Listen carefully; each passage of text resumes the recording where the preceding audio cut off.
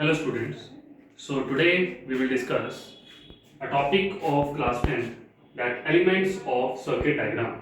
We have to discuss today that what are the elements of a circuit, how we can form a circuit, what are the different requirements to form a circuit.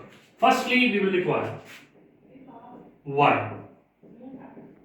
So wire, it is represented by a straight line. Any straight line is a wire.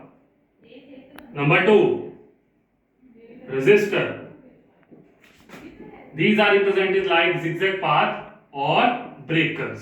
Resistor को हम breakers की तरह ही represent करते हैं. क्यों? क्योंकि ये हमारी रेजिस्टेंस को अपोज करते हैं. Third is rheostat. Rheostat is the variable resistance module. मतलब कि ये जो रियोस्टैट हमारा यूज होता है, ये हमारा किस लिए यूज होता है? For variable resistance with in the circuit. मतलब अगर आप किसी एक सर्किट में काम कर रहे हैं, जब आप किसी एक सर्किट में काम करेंगे, तो उस सर्किट में जब आप काम कर रहे हैं, उसके काम करने पे आपको उस सर्किट की रेजिस्टेंस को चलते चलते मतलब चेंज करना है, तो उसके लिए आपको क्या लगाना पड़ेगा? Rheostat. Number 4, ammeter. It is used for current. Number 5, voltmeter. It is used for determining voltage. Another thing, that is open key. Open key means circuit is closed. Either you can use like this or like this. Number 7, close की. Close की के लिए हमें क्या use करना है? या तो हम इस तरह से करके इसके अंदर डॉट लगाएंगे, या फिर पूरी वायर को ज्वाइन करा देंगे. दैट इज अ क्लोज की. तो अभी तक हमने 7 एलिमेंट्स पढ़े: wire, resistor, rheostat, ammeter, voltmeter, open key and close key. Next what we will do, अब हम जाएंगे नेक्स्ट इसके एलिमेंट में, जो कि हमारे पास होगा वायर का ज्वाइंट. या तो वायर की क्रॉसिंग होगी या वायर का ज्वाइंट होगा. तो I think it's number 8, that is wire joint. Wire joint का मतलब है कि दो वायर्स आपस में ज्वाइन कर चुकी हैं एक पॉइंट के ऊपर. Number 9, wire crossing. Wire crossing का मतलब है कि कोई भी एक वायर दूसरी वायर को क्या कर रही है? क्रॉस कर रही है. अगर इस बात को आप देख रहे हो तो दिस इज द क्रॉसिंग. यहां पर जो हमारा सिस्टम तैयार हुआ है, ये वाली चीज, इसको हम क्या बोलते हैं? Crossing. Next number 10, cell. So 1 positive 1 negative, that mean determine a cell. Number 11, battery. Battery is what? A combination of cell. एक सेल के कॉम्बिनेशन को हम क्या बोलते हैं? बैटरी. मतलब आपने 3 या 3 से ज्यादा, 2 या 2 से ज्यादा सेल्स को अगर आपने सीरीज में लगा दिया, that will become a battery. तो कितने हमने एलिमेंट्स कंसीडर किए हैं यहाँ पर? 11, जिसमें वायर थी, resistance, rheostat, ammeter, voltmeter, wire joint, wire crossing, cell, battery, और इसके अलावा हमारे पास की, जो कि open and close. Now what we have to notice here कि एमीटर हमेशा सर्किट में सीरीज में लगता है, यानी कि अलोंग द वायर. और वोल्टमीटर जहां पर हमें वोल्टेज लगानी होती है या निकालनी होती है, जहां पर हमें वोल्टेज देखनी होती है कि कितनी वोल्टेज है कितनी नहीं है, वहां पर हमें उसको पैरेलल में लगाना है. फॉर एग्जांपल, अगर मैं एक सर्किट बनाता हूं, हाँ, एक एलिमेंट आप और डिस्कस कर सकते हैं यहां पर, that is a bulb. So what a bulb?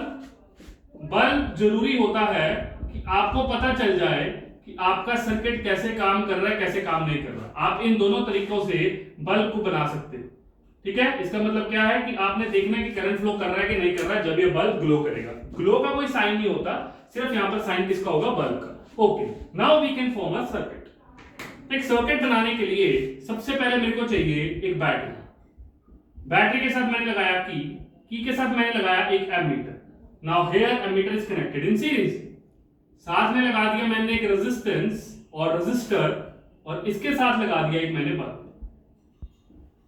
So this is my circuit where one is battery, other is key जो कि अभी ओपन है, एक मैंने एमीटर लगाया है, ये मेरा रजिस्टर है और ये मेरा बल्ब है। अगर मैं की को क्लोज करता हूं ऐसे, तभी इसमें से करंट फ्लो करेगा in this direction, that is from positive to negative. और इसके अक्रॉस हमें क्या निकालनी है, वोल्टेज, तो वोल्ट मीटर हमेशा इसके क्या लगेगा, parallel. So in this way we can form a circuit. क्या देख रहे हो आप इसमें कि एमीटर को मैंने किसमें लगाया है, सीरीज में, और वोल्ट मीटर को मैंने किसमें लगाया है, पैरेलल में। आप सीरीज में यहां पर एमीटर लगाओ, यहां पर लगाओ, यहां पर लगाओ, यहां पर लगाओ, doesn't matter, but main circuit की लाइन में होना चाहिए। वोल्ट मीटर आपको जिसके अक्रॉस वोल्टेज निकालनी है, मान लो आपको बल्ब के अक्रॉस वोल्टेज निकालनी है, अगर इसकी कुछ रेजिस्टेंस है तो इसके अक्रॉस भी क्या लगा दो आप, वोल्ट मीटर, तब भी आपका ठीक हो जाएगा। ठीक, तो आपको देखना है कि आपको किस एलिमेंट के अक्रॉस वोल्टेज निकालनी है, उसके अक्रॉस आपने क्या लगा देना है, volt meter. Okay, so next important topic is Ohm's law. Very important. According to this law,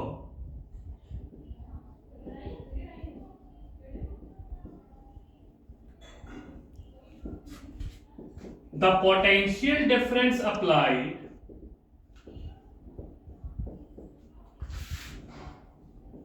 across two ends of a conductor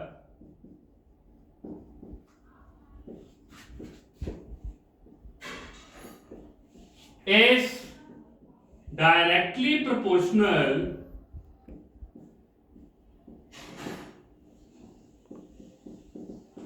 to the current flowing through the conductor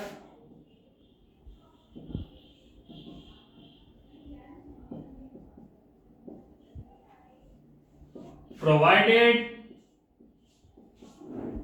temperature and pressure remain constant। यानी कि ये जो constant रह रहा है, ये हमारी क्या है, एक्सटर्नल कंडीशंस। अभी आप मेरी बात को बड़े ध्यान से समझना, तभी आपको क्लियर होगा। पिछले लेक्चर में हमने बात करी थी पोटेंशियल डिफरेंस और पोटेंशियल के बारे में, इलेक्ट्रिक पोटेंशियल और इलेक्ट्रिक पोटेंशियल डिफरेंस के बारे में। तो वही मैं कह रहा हूं, ये मेरा एक कंडक्टर है, दैट इज ए बी। वो कहता है कि इसके बीच में जो आप पोटेंशियल डिफरेंस अप्लाई करोगे V, वो डायरेक्टली प्रोपोर्शनल होगा जो इसके बीच में क्या फ्लो करेगा, करंट। दोबारा से, the potential difference applied across two ends of a conductor, तो दो एंड्स लिए, एक A और एक B, उनके बीच में मैंने क्या अप्लाई कर दिया, पोटेंशियल डिफरेंस। किसके थ्रू कर सकता हूं, आइदर थ्रू अ सेल, या तो मैं उसको सेल के थ्रू कर सकता हूं या बैटरी के थ्रू कर सकता हूं, क्या, पोटेंशियल डिफरेंस अप्लाई।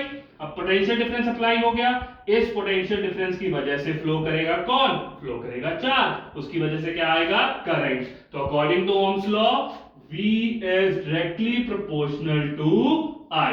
ये तो हो गया पहला पॉइंट, क्योंकि इसने लिखा है यहां पर डायरेक्टली प्रोपोर्शनल। दूसरी चीज क्या कह रहा है कि इसका जो एक्सटर्नल कंडीशंस हैं, जैसे कि टेम्परेचर, जैसे कि प्रेशर, वो क्या रहना चाहिए, कांस्टेंट। इसका मतलब यह हुआ कि अगर आप इस कंडक्टर को रेफ्रिजरेटर में ले जाओगे, तो मैं नहीं कह सकता कि ये डायरेक्टली प्रोपोर्शनल होगा कि नहीं होगा, या आपने रेफ्रिजरेटर से बाहर निकाला तो भी मैं नहीं कह सकता, लेकिन आपको ये कहना पड़ेगा या सोचना पड़ेगा, जब तक आप एक पर्टिकुलर सिस्टम में हैं तभी ये वैलिड है। मतलब एक कंडक्टर लिया, आपने बाहर कैलकुलेट किया, आपको पता लग गया V is directly proportional to I। अब आप उसको कहां रख गए, कहां लेकर चले गए, उसको आप लेकर चले गए रेफ्रिजरेटर में। रेफ्रिजरेटर में वो कूल डाउन हो जाएगा। Now there is decrease in temperature, now we don't know whether V and I will be same और नॉट। ओके, तो जब हमें इस प्रोपोर्शनैलिटी का साइन हटाना है, तो उसके लिए आपको पता है हम क्या लगाते हैं, एक कांस्टेंट। आई थिंक मेरे बच्चों को सारा क्लियर हो गया होगा कि the potential difference applied across the two ends of a conductor is directly proportional to current flowing through the conductor provided pressure temperature remains constant। तो V equals to क्या आ जाएगा, RI, where R is proportionality constant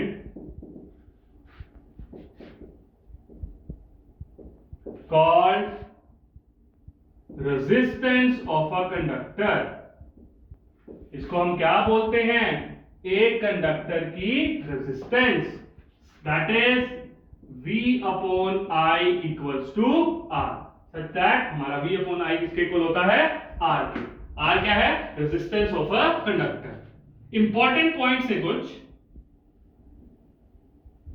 पहला, devices that follow, क्या follow करती हैं? Ohm's law, called, उनको हम क्या बोलते हैं? Ohmic devices. जो ओम्स लॉ को फॉलो करेंगी, जिनके लिए हमेशा V अपॉन I किसके इक्वल होगा? R के, तो वो हमारी क्या होंगी? Ohmic devices. नंबर 2, और जो नहीं करेंगी, दैट डू नॉट फॉलो, जो ओम्स लॉ को फॉलो नहीं करेंगी, आर नॉन ओमिक डिवाइसेस। एक हमारी ओमिक हो गई और एक हमारी कौन सी हो गई? Non ohmic. Third, resistance does not depend upon potential difference, ना तो रेजिस्टेंस पोटेंशियल डिफरेंस पे डिपेंड करेगी और ना ही एज वेल एज करंट, ना वो करंट के ऊपर डिपेंड करेगी। तो रेजिस्टेंस ना तो पोटेंशियल डिफरेंस के ऊपर डिपेंड कर रही है और ना करंट के ऊपर, बट V upon I की जो रेशियो है that is determined by R, and if R is constant for a system, if R is constant then Ohm's law is verified, or we can say it is applicable अगर हमारा R क्या रहता है? R हमारा रहता है constant. तो clear हुई बात? Ohm's law क्या कह रहा है? The potential difference applied across the two ends of a conductor is directly proportional to the current flowing through the conductor provided pressure temperature remains constant। दूसरी चीज कि हमारे पास जो डिवाइसेस ओम्स लॉ को फॉलो करती हैं वो ओमिक, जो नहीं करती वो नॉन ओमिक, और रेजिस्टेंस जो है वो ना तो पोटेंशियल डिफरेंस के ऊपर डिपेंड करती है ना करंट के ऊपर। ये हम अगले लेक्चर में डिस्कस करेंगे कि कौन कौन सी ओमिक डिवाइसेस होती हैं, कौन कौन सी नॉन ओमिक डिवाइसेस होती हैं। क्यों? क्योंकि इनमें हम ग्राफिकल रिप्रेजेंटेशन करेंगे। पहले हम V और I का ग्राफ बनाएंगे फॉर ओमिक डिवाइसेस, फिर हम V और I का ग्राफ बनाएंगे फॉर नॉन ओमिक डिवाइसेस। उससे हमें क्लियर होगा कि what are ohmic and what are non ohmic devices. अभी आपने क्या करना है? Just you have to make questions, make circuits from by taking questions from NCERT, and you have to revise this, what that is Ohm's law. Okay, thank you.